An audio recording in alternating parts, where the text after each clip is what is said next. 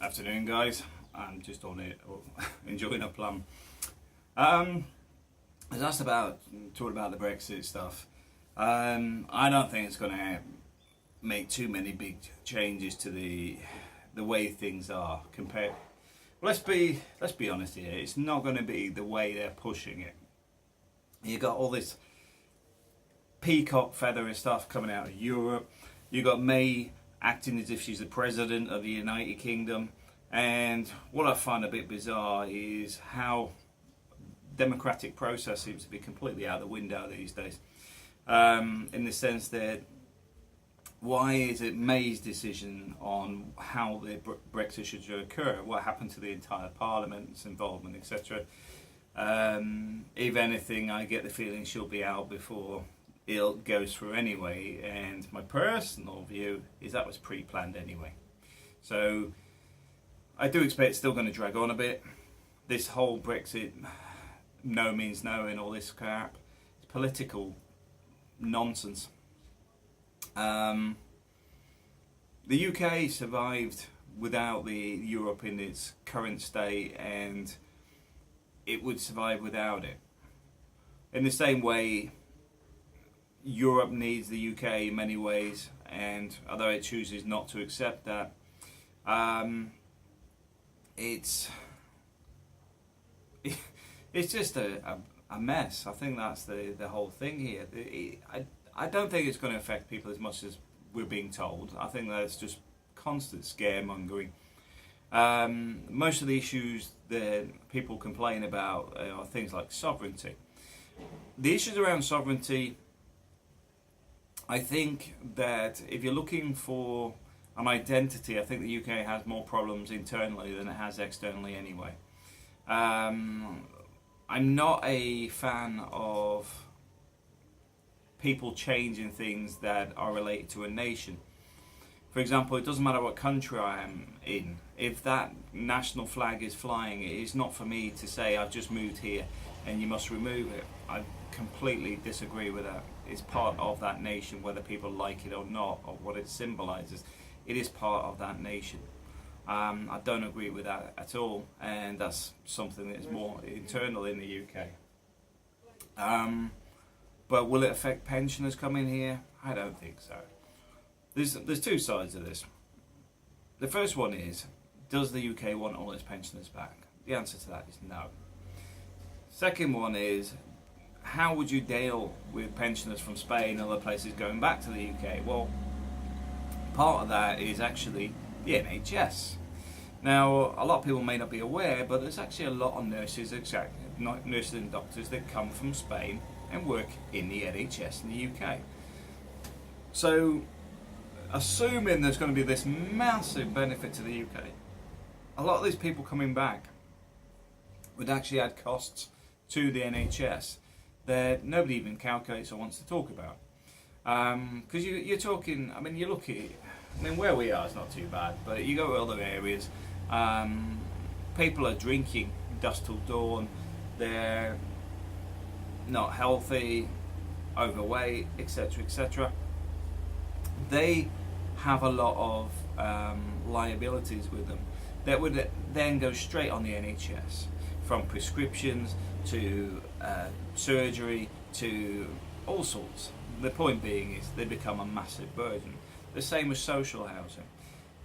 A lot of the houses here will not sell and never will. These ones over here, there's 1, 2, 3, 4, have been on sale since we got here. That's over 3 years. And they'll still be on sale in probably the next 3 years. Why? Because they're building new ones down the road. They've got in-house finance. These have already got people's debts on them from the bank. Banks ain't too fussed because A, the biggest landowner on all these bloody places is the banks, and they can't get rid of them. But B, new people taking on new debt is better for the economy. It's more money being pumped in and paid off. Transferring of a property doesn't really help them in that sense. So a lot of people cannot sell their properties when they go back to the UK.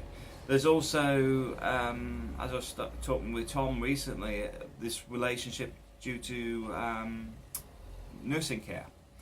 you can get a land grab from the UK authorities that legally they're not entitled to do. But if you're moving back to the UK, you may find that they'll take your house from you anyway if you needed care and incapable of looking after your own affairs. There is a way of beating that system, but it involves you being fit and able to make those decisions before you ever got to that scenario. But the point being is there's way too many negative aspects for things to just go, trying to do a Trump and just put there's a wall, that's the end of it. It ain't going to fix the UK's problems, and that's the way I look at it. The UK has enough internal problems. The UK has had representation in the EU and not done a lot with it. And I know a lot of people go, well, you've got these people at the top and they control it. Well, they do. But here's Article 7. Relating to Hungary's going to get penalised, Poland's going to get penalised. It needs all of them to agree on the vote. Hungary goes against the Polish vote, the Polish go against Hungary, Article 7's dead in the water. It's as simple as that. That is democracy at work. And I've got to admit, for me, I find it frustrating that the media is having a field day on this and nobody's really sitting there going, why are you saying this garbage? Why are you listening to people that are going to say this and go to that? It's like hearing somebody yesterday going, oh, and then Scotland will get its independence. To do what? I mean, I am Scottish. I'm born Scottish. But what is Scotland going to do? Buckfast only goes so far. It can only have so many fishing jobs. It can only have so many methadone clinics.